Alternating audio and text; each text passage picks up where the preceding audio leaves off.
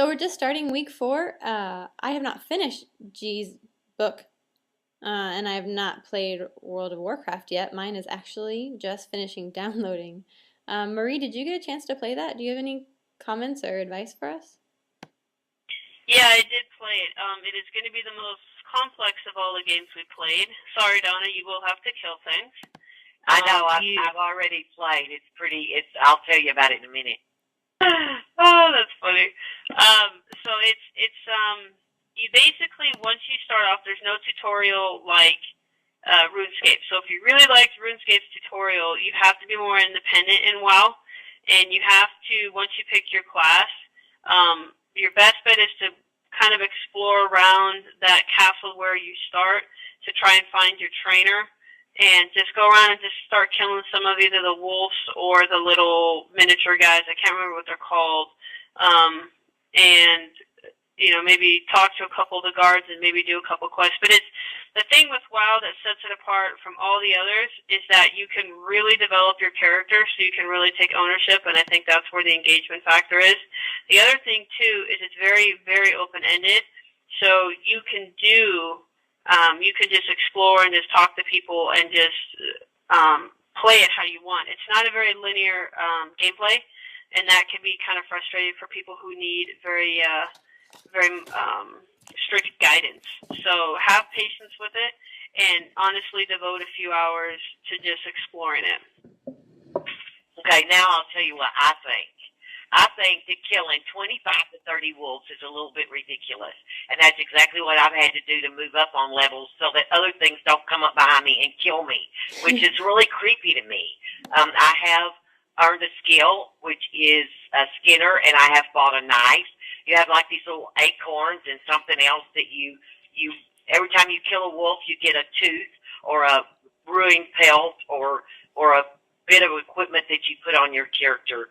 I find it frustrating, and of course, y'all know, as my group, that I do not like killing things. I don't care if they're attacking me. And I've already had people come up to me challenging me to a duel, and I'm on level 2. So I don't want to duel a person because I can't even, well, I can kill the wolves, but if it's anything above your level, don't even try it because they're going to kill you. And then you end up in this graveyard, which is creepy, and you have to go back to your corpse and then become a person again. Yeah, I had someone try and challenge me too. I did notice that. And I do agree with you on kind of the redundancy of things, because you do, like, on a couple tasks, you have to, a couple of the little quests you can do.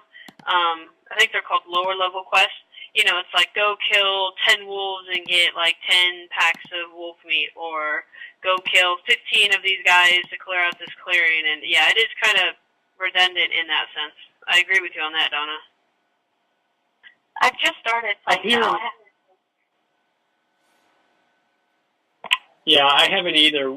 Just finished downloading mine yesterday. Donna, 40 wolves, that's impressive. They offer money up here for killing wolves if you're interested in coming up here. Well, heck, Bo, all I have to do is stand there and push a button, actually right-click on the wolf, and my character just keeps knocking it in the head until it falls over. So it's not really talent. It's just that's the only animal I can kill right now. That works. One thing I did pick up on what you said, Marie, about being able to tweak your character so much really allowed for engagement. In Guy's book, he talks about enticing students is the key to motivation. And although I haven't started playing WoW yet, I'm interested in that because I know that the more we take ownership in it, the more motivation comes across to complete stuff. Oh yeah, I totally agree with that. I can totally see why this game would be addicting and why you'd want to keep playing and playing and build your character up. I just started playing WoW. I haven't played very long, but I was very hesitant going into it. I wasn't really excited about it, but I found myself being really sucked into the game, and I only played a few hours.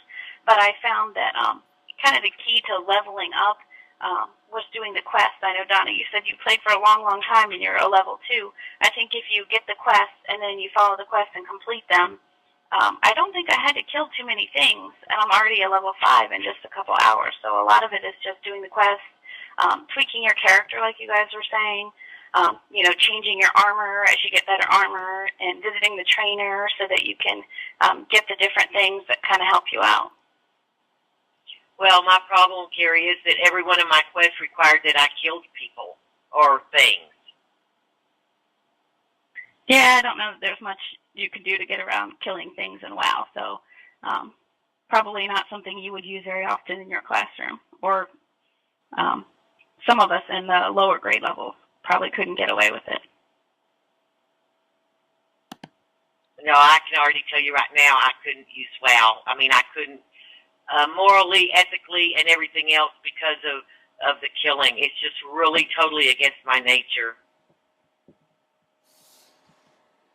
Well, I really appreciate the things you guys have said, as I haven't played yet, so I really look forward to playing the quests and leveling up to be not such a sissy, and hopefully I won't die too soon. But definitely look forward to playing it. That brings us to question number 2, which we've kind of already answered in a roundabout way, but the question number 2 is, what did we think about the games in this course? So I guess, do we want to take them one by one, or do you just want to individually talk about the different games, whatever you choose? Well, I was just going to say, overall, I think each game had its own purpose. I think the most directly applicable would be Quest Atlantis. I think the most indirectly would be WoW. I think it really just depends on your creativity and how you're going to integrate them. But I think the games overall just kind of gave us a smorgasbord of the different types of games that could, depending on how well you can get over the limitations, could be used in the classroom. So I thought it was a good overview in that sense. Well, and I agree. Right, I feel like I also like Dungeons and Dragons, like I mentioned before, just because of the role-playing factor, that not always can my kids get in the computer lab, but I can still, I was even thinking of how to like use dice and get something cool to get my kids to do some role-playing with my game that I made. But Quest Atlantis is certainly applicable in the fact that it's educational. I agree that each game had a different purpose for trying to teach us something that we can use in our classroom. I really appreciated RuneScape's take on assessments, how to check students' understanding in different ways and how to use that creativity in their assessment. And I think it was Marie that mentioned in the discussion post for week 3, you talked about how Spore could be used as motivation. I at first was less than understanding of how Spore was applicable, but it really made sense how it just, imagination creates creativity and motivation for the students. I thought Spore was pretty cool. At first, I kind of thought, well, how would we use this in the classroom? How could creating creatures have anything to do with curriculum? And then once I started thinking about science, I thought, well, maybe you could incorporate it when you're talking about Darwin or survival of the fittest, and you could have your students create these animals and then explain why their animal would survive. What kind of characteristics do they have that would enable them to survive in their environment? So I thought it could be very useful. Well, that's all of the comments are really, really great. I got to say that Dungeons and Dragons would work phenomenally in a language arts classroom, considering the story, the building of the story. I think the kids would really love that too. RuneScape tried my patience, but I did, like Bo, see the value of the assessment in that particular game. Of course, Quest Atlantis is my most favorite. I've gotten the farthest in that. I've already illuminated in one of the social responsibility phases, and so I got to know it better, and it seemed like it moved faster for me. But it did require a lot of reading, which for those kids like ESL, English language learners, would be a little more difficult. And of course, you all know how I feel about WoW, so I won't even go there. I guess it's time for question number 3.